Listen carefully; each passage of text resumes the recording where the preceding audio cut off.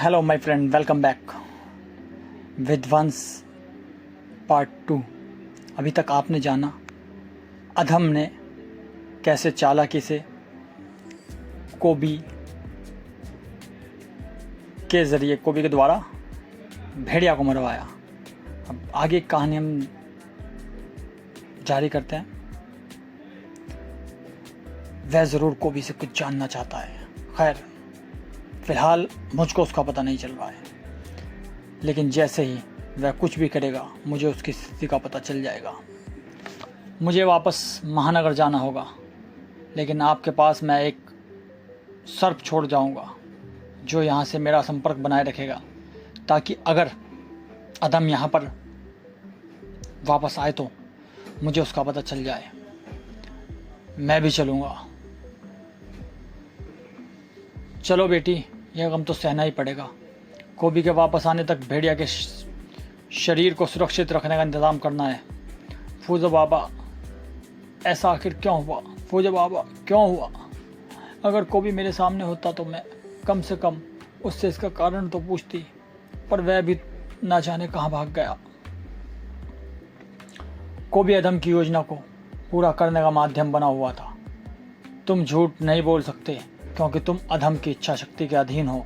बताओ, भेड़िया जैसी और कौन सी ऐसी शक्तिशाली पुण्यात्मा है जिनको मैं मारकर सदम को मारने का रास्ता साफ कर सकता हूँ? ज़्यादा नहीं जानता, सिर्फ एक दो बार ऐसे शक्तिशाली मानवों से मिला हूँ। मैं सुपर कमांडो ध्रुव होगा, डोगा, नागराज, परमाणु और नाम याद नहीं आ रहे, लेकिन इनके दुश्मनों को मैं नहीं जानता। सिर्फ इतना जानता हूँ कि इनके सारे दुश्मन बहुत खतरनाक हैं और ख़तरनाक अपराधियों को नारका नाम की एक जेल में रखा जाता है, जो राजनगर नाम के एक नगर के पास समुद्र के बीच में बने द्वीप पर है। बस तो 2-3 पुण्यात्माओं को मारकर ही मेरा काम हो जाएगा, और नारका जेल जैसे स्थान को तो मैं ढूंढ ही लूँगा। तब तक तू यहीं पर रह, वरना वापस जाकर तू अपना मुंह खोल देगा और सदम को मेरी योजना की भनक लग जाएगी। इस युग से मैं अनजान हूँ, लेकिन मानवों के मस्तिष्क से जानकारी लेकर मुझे इस युग की हर बात का पता चल जाएगा, राजनगर नामक नगर का भी और नारका जेल जैसे स्थान का भी। इसी वक्त महानगर के पास एक अत्यंत गुप्त स्थान पर नागपाशा, क्या हुआ गुरुदेव, आप ठीक तो है ना? हाँ, और अब तू भी ठीक हो जाएगा, क्योंकि तुमको जो नागराज नाम का रोग लग गया है उसका इलाज मुझे मिल गया है। देख मेरे यंत्र एक भीषण ऊर्जा के स्रोत को संकेत दे रहे हैं। इतनी ऊर्जा एक स्थान पर सूर्य के अलावा मैंने और कहीं नहीं देखी।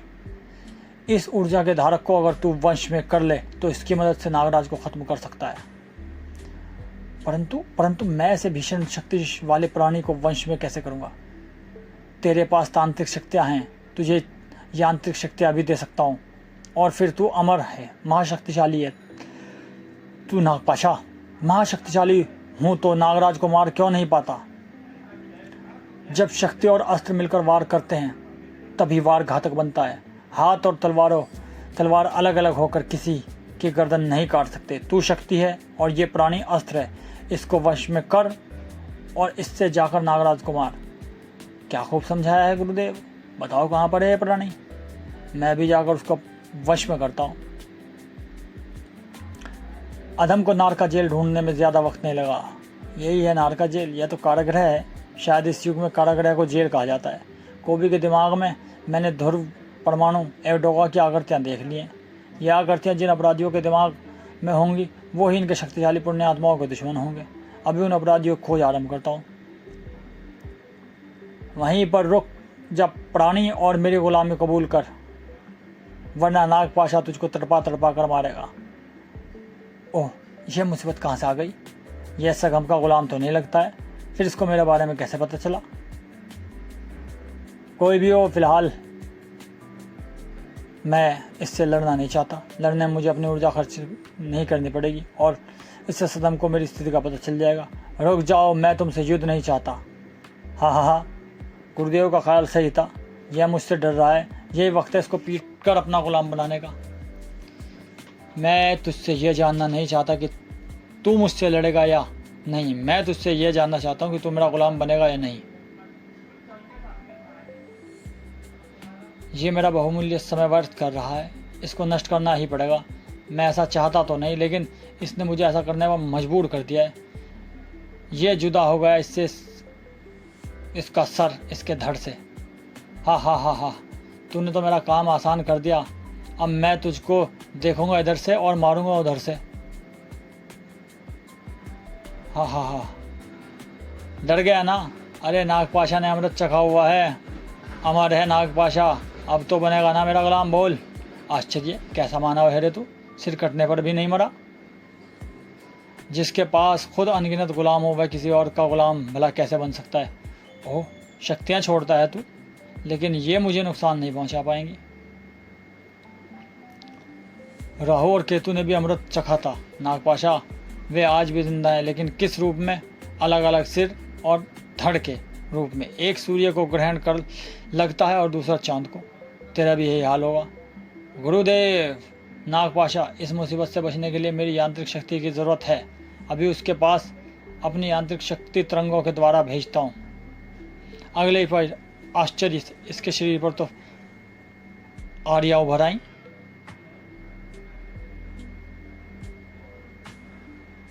गोल घूमती आरियों ने मेरे प्राणियों को काट डाला, अब वे गायब भी हो रहे हैं।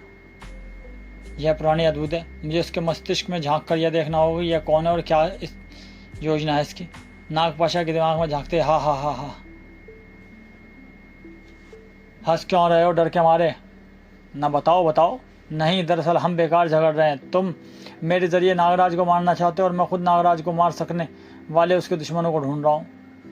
सुनो कि मैं कौन हूँ और इस कारागृह के पास क्या कर रहा हूँ। कहीं और चलकर बात करते हैं, वरना जेल के पहरेदार हमें देख लेंगे। अब तक वे हमको देख पाए हैं क्या? हम उनको नज़र नहीं आ रहे हैं। अब सुनो, अधम ने अपनी शक्ति का प्रयोग करके सधम को अपना पता दे दिया था। ओह, तुम अभी भी महानगर नहीं जा सकते नागराज। मुझे अधम की तरंगे फिर से मिल रही हैं।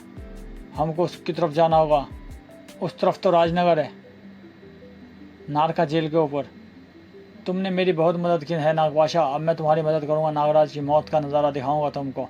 फिलहाल यहाँ से चलो, यहाँ से कोई नहीं जाएगा, ना तुम अधम और ना तुम नागपाशा। बताओ क्या हो रहा है यहाँ पर?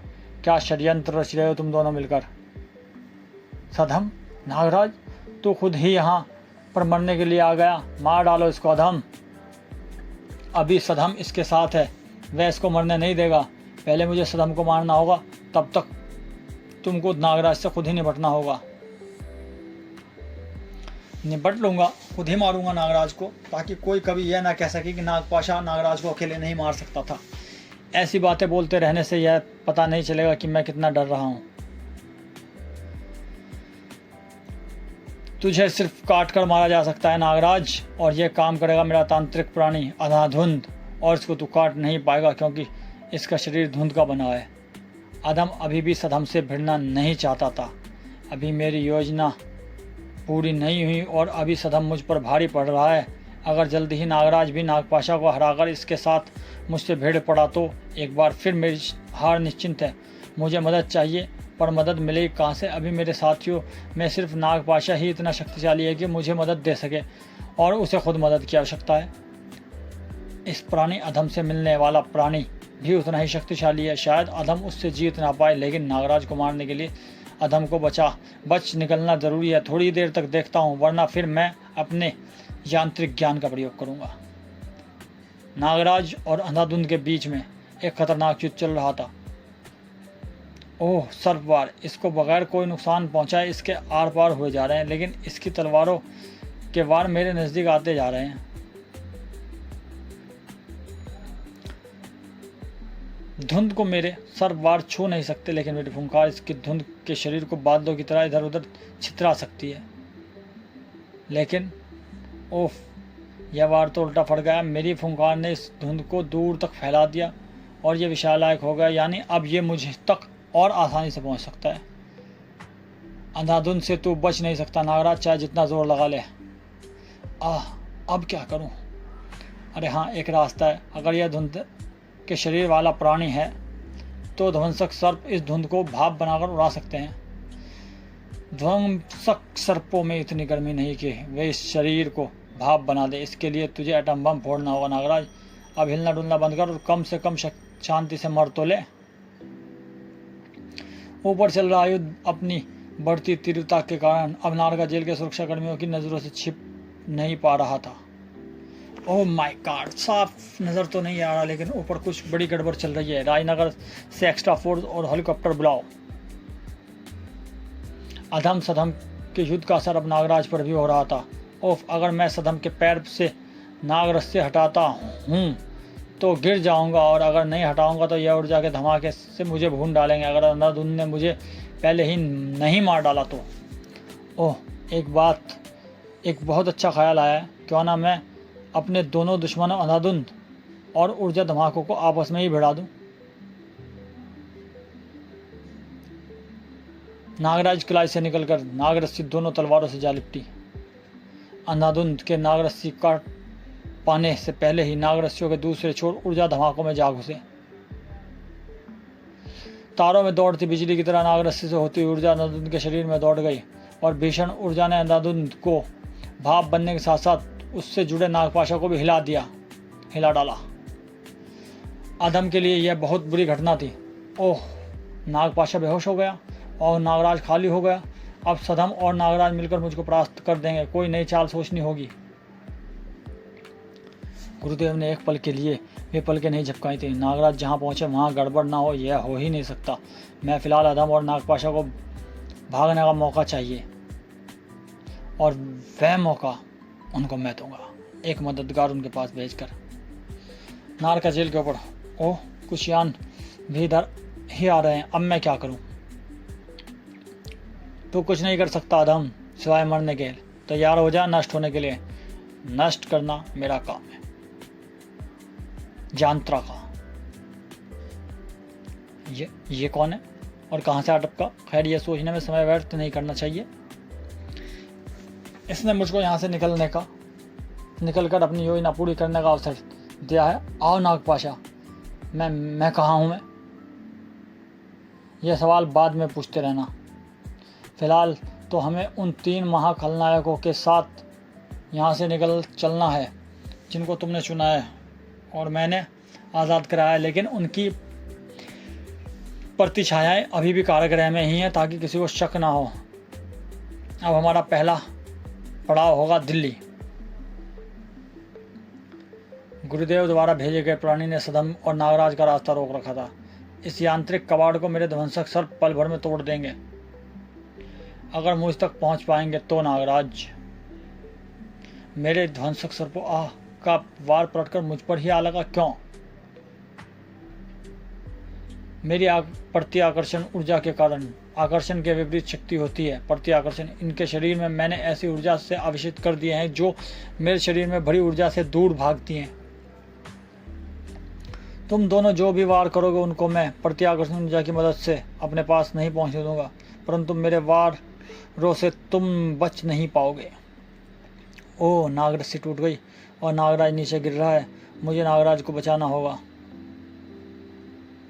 सारी गड़बड़ की जड़ यही रोबोट लगता है।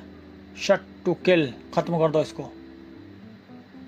हाँ, यंत्र को खत्म करोगे तुम, ठीक है। अगर मरने के बाद भूत बन गए तो एक बार फिर कोशिश कर देना। हेलीकॉप्टर से अलग होकर ऊपर उड़ गए और हम नीचे गिर रहे हैं। कूदो। इन सब को तो मैं बचा लूंगा, लेकिन सधम की शक्ति से तुझे कौन बचाएगा यांत्रा? यांत्रा किसी से नहीं बचता, बल्कि यांत्रा से लोग बचते हैं। नागराज और सधम यांत्रा से उलझे हुए थे। और दिल्ली में all police and paramilitary units attention, parliament house पर हमला हुआ है। हालांकि हमलावर सिर्फ एक ही है, लेकिन उसने वहां पर तैनात सभी सुरक्षा कर्मियों को बेबस कर दिया है। सभी यूनिट तुरंत संसद भवन पहुंचे। ओह माय गॉड, इस वक्त तो संसद भवन में बजट प्रस्ताव पर विशेष बहस चल रही है। प्रोबॉट, मुझे पूरी स्थिति की जानकारी दो। मिला संसद भवन पर फिक्स कैमरा जो दिखा रहा है उस पर यकीन करना मुश्किल है। घातक से घातक वारों को भी हमलावर आसानी से बचा गए और कुछ सुरक्षा कर्मियों को तो उसने विखंडित कर दिया।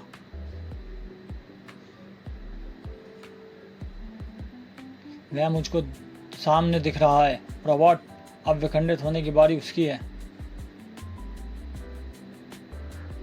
बस बंद कर यह तबाही, वरना परमाणु भूल जाएगा कि तो इंसान है और परमाणु इंसानों की जान नहीं लेता।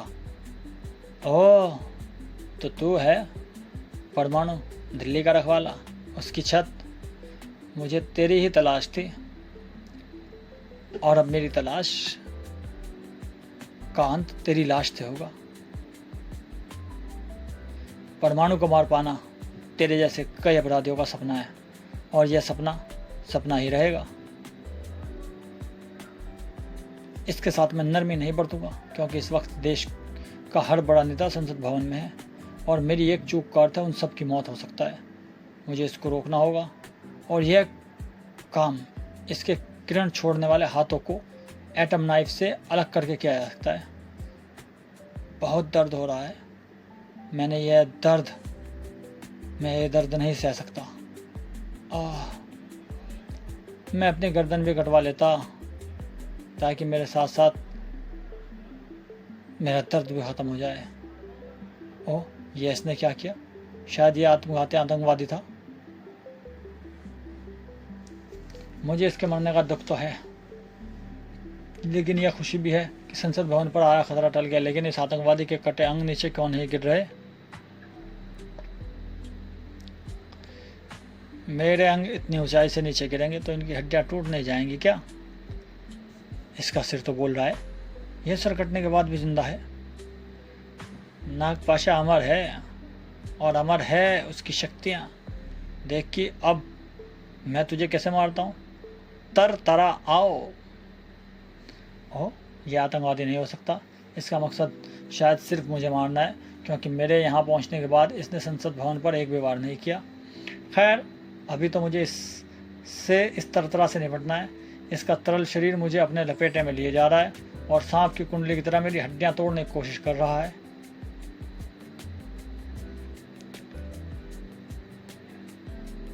नागपाशा समय खराब कर रहा है। यह प्राणी परमाणु को मार नहीं पाएगा। मैं जानता हूँ, तुम धैर्य रखो। हमने परमाणु को मारने की योजना उसी जानकारी के अनुसार बनाई है जो तुमने हमको परमाणु के बारे में दी है। इतिहास अपने एटॉमिक ब्लास्ट से तत्व को गैस बना देता हूँ। ओह, ये तो ब्लास्ट को पचा गया।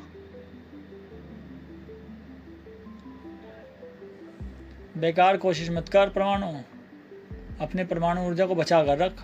तत्व को गैस बनाने के लिए कई हजार डिग्री का तापमान चाहिए, और जमने के लिए 0 से सैकड़ों डिग्री नीचे का तापमान। और तेरे पास ना इसे गैस बनाने लायक तापमान है, और ना ही उसे जमाने लायक तापमान। मेरे शारीरिक वार इस पर बेअसर हैं, और ये गड़ब मेरे चेहरे को ढकता जा रहा है। मेरी सांसें रोककर मुझे मारना चाहता है। आवाज़ बंद हो गई।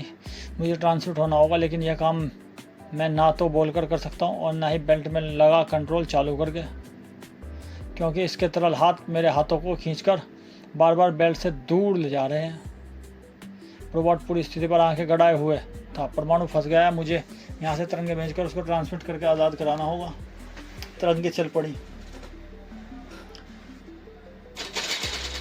कुछ ही पलों में तरंगों ने परमाणु तक पहुंचकर उसको ट्रांसमिट करना शुरू कर दिया। देखते ही देखते परमाणु ट्रांसमिट होकर आज़ाद हो गया था। देखा, अगर परमाणु अपनी बेल्ट का प्रयोग ना कर सके तो भी ना जाने कहां से कोई उसको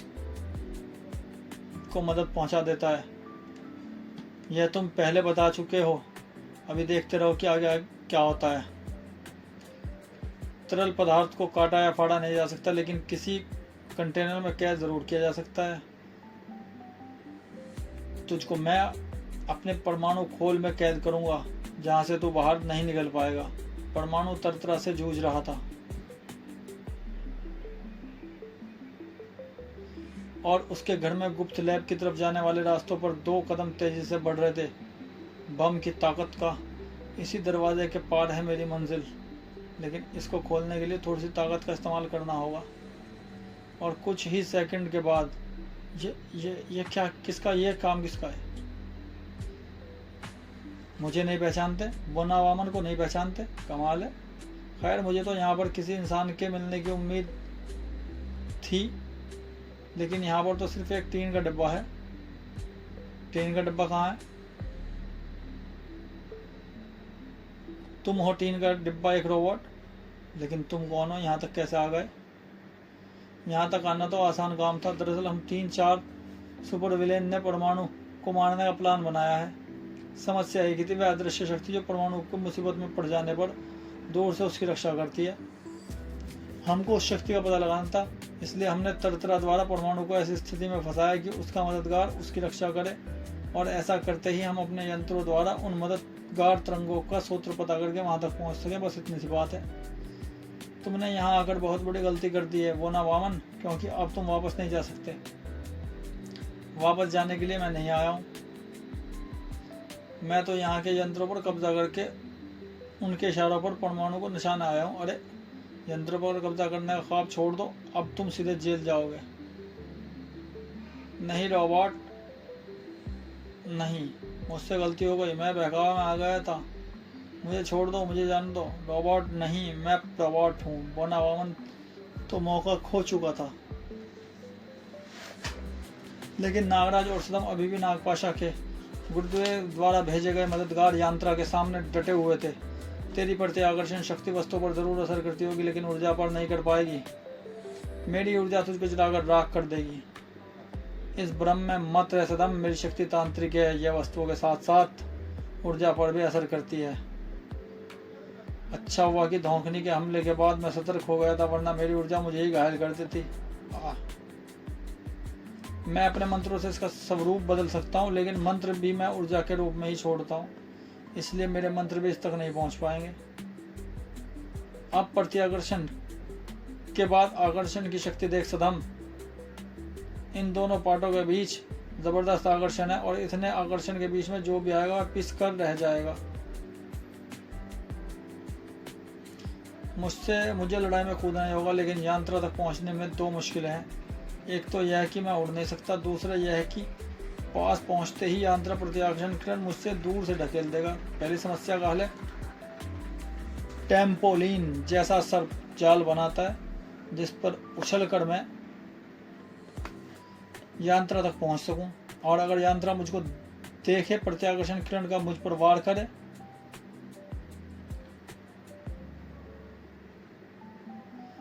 तो मैं तुरंत इच्छाधारी कणों में बदल जाऊं। ऐसे प्रत्याकर्षण किरणें मेरे आर पार हो जाएंगी और मैं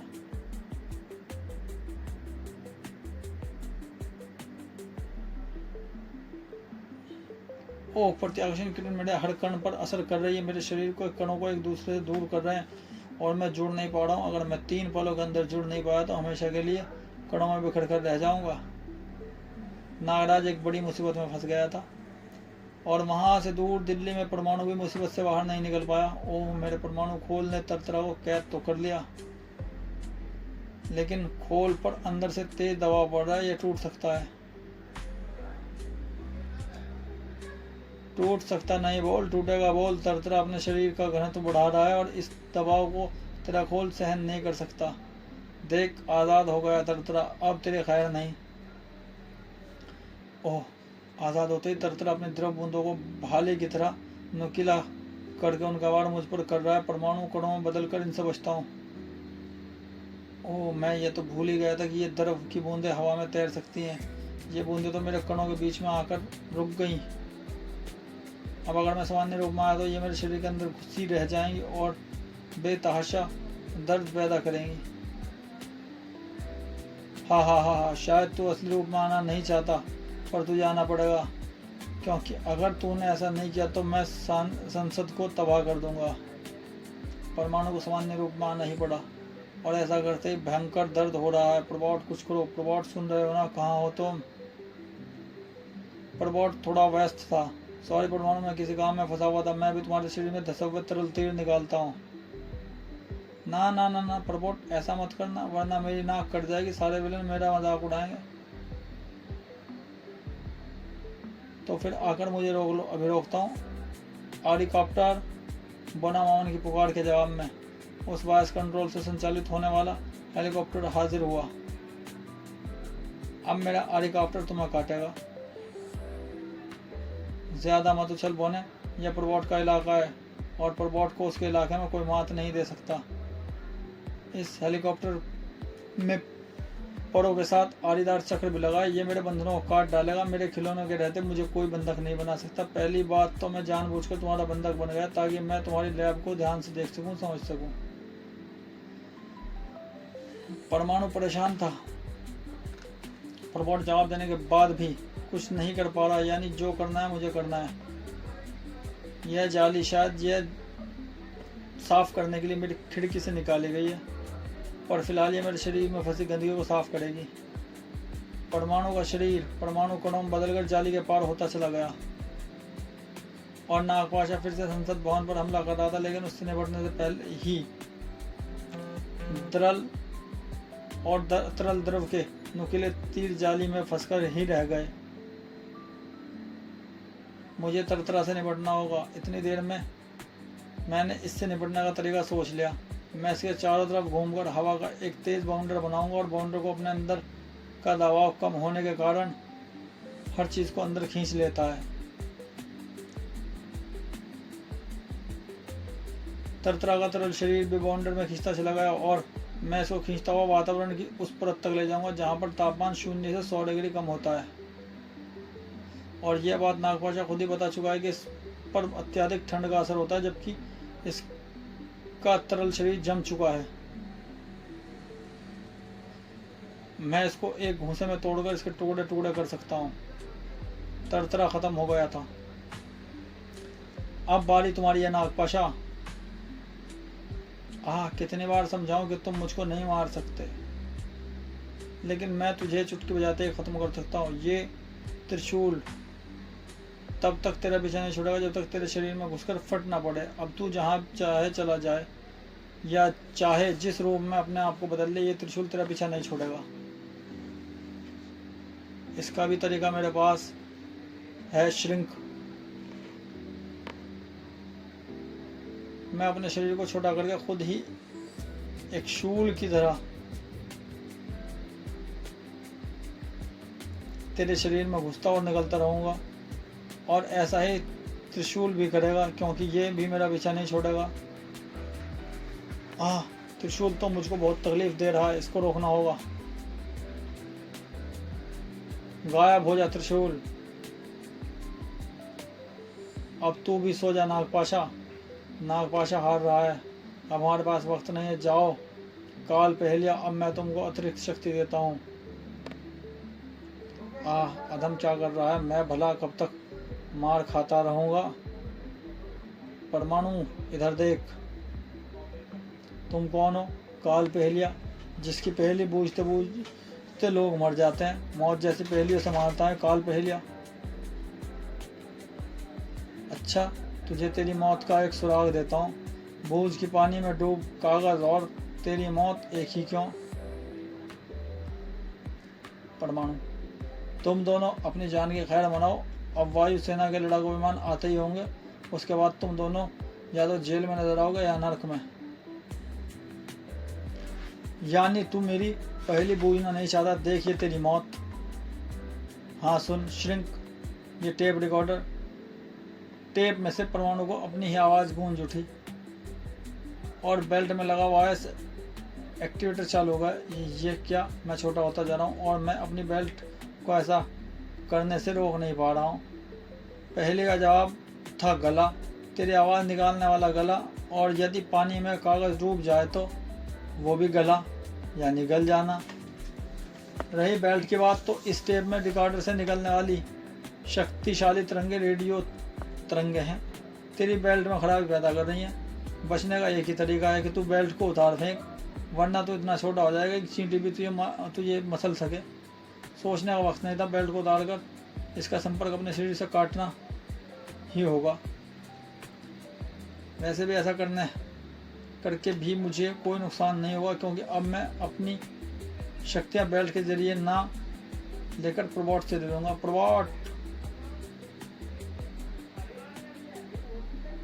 ओह ये क्या? प्रबोट कोई जवाब नहीं दे रहा है और मैं तेजी से नीचे गिरता जा रहा हूँ।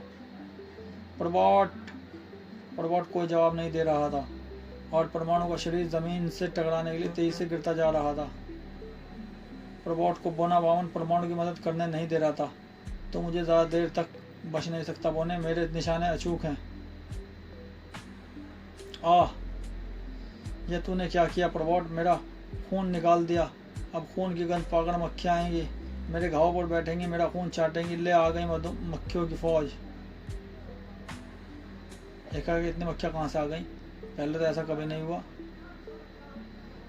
रोबोट बोना बावन की चालें समझ नहीं पा रहा था। ये मक्खियाँ तो मुझसे चिमट रही हैं। तेरे लिए ही बुलाया है इनको। यही मेरा खिलौना मधुमक्खियाँ, और इनके डंकों में भरा हुआ है तेज एसिड। यह एसिड तेरे शरीर के अंदर पहुंचकर तेरे नाजुक पुर्जों को गला देगा और तू बेजान टीन का डिब्बा बनकर रह जाएगा। रोबोट के नाजुक सर्किट तेजी से नष्ट हो रहे थे और शीघ्र ही परमाणु के बचने की आखिरी उम्मीद भी खत्म हो गई। खुद एक खिलौना होकर खिलौने को उस्ताद से टक्कर देने चला था। मूर्ख रोबोट। परमाणु के गिरने की गति और तेज होती जा रही थी। ऐसे मौकों के लिए मैंने अपना खास इंतजाम करके रखा था। पैराशूट का इंतजाम। ओह, मैं सुरक्षित नीचे उतर गया। अब तो बेल्ट भी काम करी, क्योंकि रेडियो तरंगे इतनी दूर से मेरी बेल्ट के यंत्रों गड़बड़ी पैदा नहीं कर सकती। बेल्ट छोड़ दे परमाणु। तुम भी यहाँ पर हो? हाँ, मैं इतिहास, तेरी मौत, ये सारा तमाशा तेरे लिए ही तो रचा गया है। अब तेरे शरीर पर ना तो बेल्ट है और ना ही तेरे अदृश्य मददगार से तेरा संपर्क है। अब तू बगैर शक्तियों के है और इस वक्त तुझे ख़त्म करना इस पड़ेघात सिख जानवर के लिए बच्चों का खेल है, जिसको मैंने अपनी शक्तियों द्वारा पृथ्वी के इतिहास से जिंदा किया है। मैं बुरी तरह थक चुका हूँ। शक्ति जवाब दे रही है और मेरे बदन पर लगे घावों की संख्या बढ़ती जा रही है। मेरी बेल्ट, हाँ, वही मुझको बचा सकती है और इन खलनायकों को षड्यंत्र विफल कर सकती है, लेकिन यह प्राणी मुझको बेल्ट तक पहुंचने नहीं देगा। बेल्ट तक पहुंचने के लिए पहले इससे पीछे छुड़ाना पड़ेगा। झाड़ियों में छिपकर तू इससे बच नहीं सकता। इसकी सूंघने की शक्ति तुझे ढूंढ निकालेगी।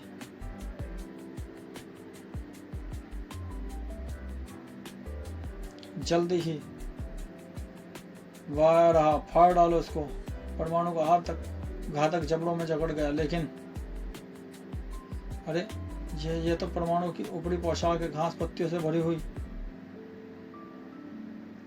हाँ, इतिहास, तेरा बाल तो मेरी पोशाक में बसी मेरी गंध को सूंघ रहा था और इस बीच मैंने अपनी बेल्ट को हासिल कर लिया। अब ना तेरी खैर है और ना ही तेरे पालतू की। खैर तो अब तुम्हारी नहीं है परमाणु। बड़ा खराब निशाना है तुम्हारा। मैं इधर हूँ और तुम तलवार उधर फेंक रहे हो। तलवार सही निशाने पर है परमाणु। दरअसल प्राग ऐतिहासिक प्राणी तो सिर्फ तुम्हारा ध्यान बटाने के लिए और तुमको बेल्ट उठाने को मजबूर करने के लिए था। तुम्हारी बेल्ट से एक तार जुड़ा हुआ है और मेरी तलवार उस तार का संपर्क एक ऐसे दूसरे तार से करने जा रही है जो 11,000 वोल्ट के ट्रांसफार्मर से जुड़ा हुआ है। तुम्हारी मौत मेरे प्राग ऐतिहासिक प्राणी नहीं, तुम्हारी अपनी बेल्ट है परमाणु। परमाणु के शरीर में तेज करंट दौड़ता चला गया और परमाणु के धड़कन शांत होती चली गई। अब मैं इसके भी प्राण खींच लेता हूँ। एक और पुण्यात्मा मारा गया, यानी मैं और शक्तिशाली हो गया। अब यहाँ पर रुकना बेकार भी है और खतरनाक भी। हमारा अगला पड़ाव होगा मुंबई और हमारा अगला शिकार होगा डोगा। और डोगा की जान लेने का अधिकार सिर्फ काल पहलिया के पास है। नागराज अभी भी अपने इच्छाधारी रूप में ही था। मैं जानता हूँ कि तू सिर्फ 3 पलों तक इस रूप में रह सकता है नागराज। एक पल तो बीत चुका और ये गया दूसरा पल और तीसरा पल। हाँ, बिखर गया नागराज, खत्म हो गया। अरे इसको तो चिता भी नसीब नहीं। अब इसके साथ साथ सदम भी खत्म हो जाएगा और यांत्रा अपना बयान पूरा करके वापस। अरे तू क्या आज़ाद कैसे होगा सदम? मेरे पाटों के बीच में फंसने के बाद तो मेरे शिकार की सिर्फ लाश ही बाहर आती है। तूने खुद ही अपने पैरों पर कुल्हाड़ी मारी है यांत्रा। कौन?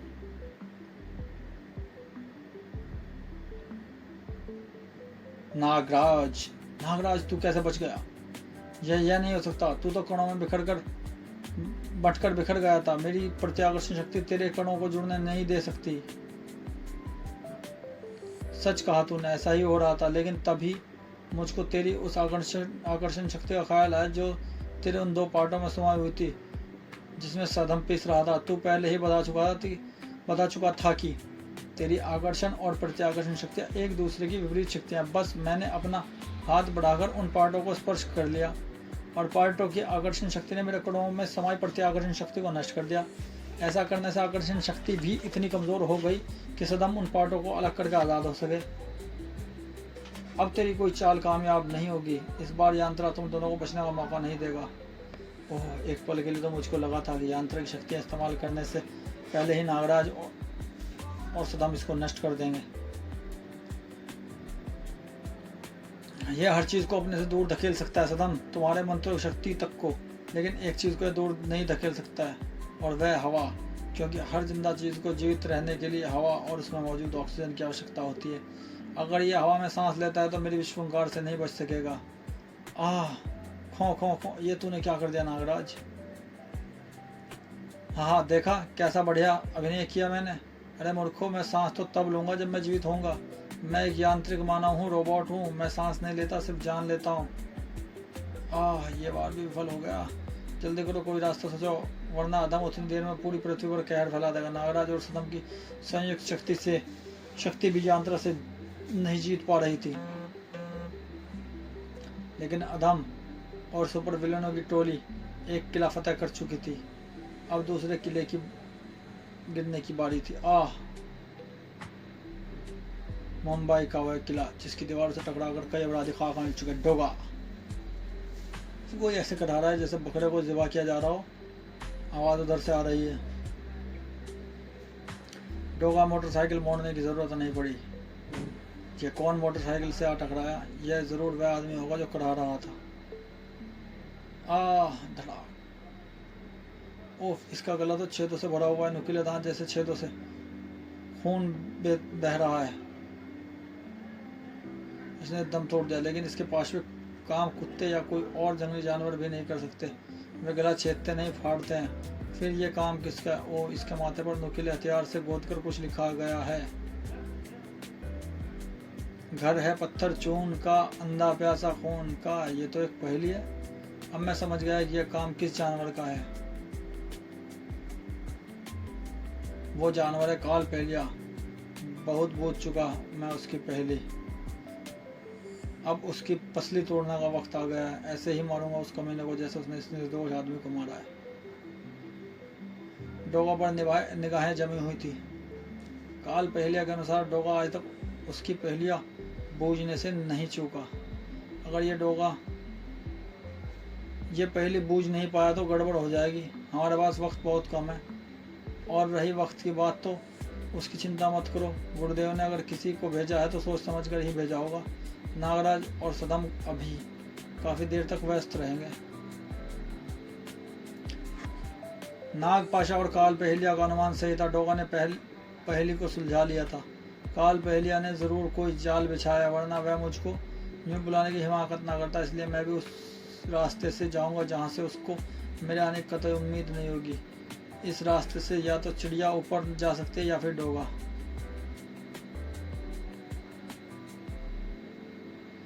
अगर मैंने पहले का सही मतलब समझा है तो इसी गुफा के अंदर मिलेगा। काल पहेलिया। यह तो खून पीने वाले चमगादड़ हैं। तेरा यहाँ पर पहुँचना इस बात का सबूत है कि तूने मेरी पहेली को सुलझा लिया है। लेकिन अगर तुमने पहेली को बूझ लिया था तो तुझको यहाँ यह भी पता होना चाहिए था कि यह गुफा किन का घर है। मैं जानता था, मैं पहले ही समझ गया। तेरी पहेली का अर्थ खंडाला की चूना पत्थर की पहाड़ी गुफाओं में रहने वाले रक्त पिपासु चमगादड़ हैं। लेकिन इनको भगाना मुश्किल काम नहीं है। इसके लिए मैं तेज़ रोशनी पैदा करने वाले पटाखे लेकर आया हूँ। तेज़ रोशनी के साथ चमगादड़ तुरंत भाग जाते हैं। ये वैसे चमगादड़ नहीं है डोगा, ये बिल्कुल अंधे चमगादड़ हैं। ये किसी भी किस्म की रोशनी को नहीं देख सकते। अब ये तुझको तेरे खून की एक बूंद चूसने के बाद ही छोड़ेंगे। डोगा खून कोई नहीं पीता काल पहेलिया। डोगा तुझ जैसे कमीनों का खून पीता है। ओह, तू अपने और मेरे बीच में आग लगाकर मुझसे बचना चाहता है? तुझसे नहीं, तेरे चमगादड़ों से बचना चाहता हूँ। और हाँ, और उस हथगोले में इतनी ज्वलनशील जेली भरी हुई थी कि ये आग आधे घंटे तक जलती रह सके। चमगादड़ आग की इस दीवार को पार नहीं कर पाएंगे। अब बस तू है और मैं हूँ काल पहलिया। ओ ओ, चमगादड़ आग में भूनते जा रहे हैं। गलत डोगा, गलत। अच्छा बता, जानवर से ज़्यादा खतरनाक कौन होता है? इंसान। और इंसान से ज़्यादा खतरनाक कौन होता है? वो इंसान जो जानवर बन गया हो, जैसे तू। धन्यवाद धन्यवाद, लेकिन जो इंसान जानवर बन गया उससे भी ज़्यादा खतरनाक क्या होता है? नहीं पता तो सुन, वह जानवर जो इंसान बन गया हो, जैसे ये। हे भगवान, इसको तुमने बनाया है? आइडिया मेरा था, बनाने वाली शक्ति किसी और की है, अधम की। और मेरे ख्याल से ऐसी शैतानी ताकत अधम ही बना सकता था जो डोगा को भी ख़त्म कर सके। ओह, मैं तुम दोनों का परिचय कराना तो भूल ही गया। ये डोगा है। डोगा, ये मैन बैट है, तेरी मौत। तुझे यहाँ पर बुलाने का असली कारण इसी ने उस आदमी को मारा था जो तेरी मोटरसाइकिल से टकराया था, और तुझको यहाँ पर इसलिए खींच कर लाया गया है ताकि इसकी और तेरी लड़ाई के बीच में तेरे मददगार कुत्ते ना आ सकें। Start man bat. मुझे मदद की ज़रूरत नहीं काल पहलिया, मदद की ज़रूरत तो मैन बैट को पड़ेगी, क्योंकि मैं इसके शरीर में एक इतना बड़ा छेद करने जा रहा हूँ जो उन सारे छेदों के बराबर होगा जो इसने उन निर्दोषों की गर्दन पर किए थे। अब ना। और अरे, ये तो आश्चर्य, फुर्ती से ग्रेनेड के वार को बचा गया। अब ना तेरी बंदूक तेरे हाथों में रहेगी डोगा, और ना ही तेरे ग्रेनेड की बेटी तेरे शरीर पर रहेगी। तू तो इसके बदन में बड़ा छेद नहीं कर पाया, लेकिन डोगा ये तेरी गर्दन छेदों से ज़रूर भर देगा। डोगा मैन बैट से जूझ रहा था। चलो दोस्तों, अभी इसका नेक्स्ट पार्ट आप लोग बताएं। अगर ये अच्छा लगा है तो मैं नेक्स्ट पार्ट भी आप लोगों के लिए अपलोड कर दूंगा।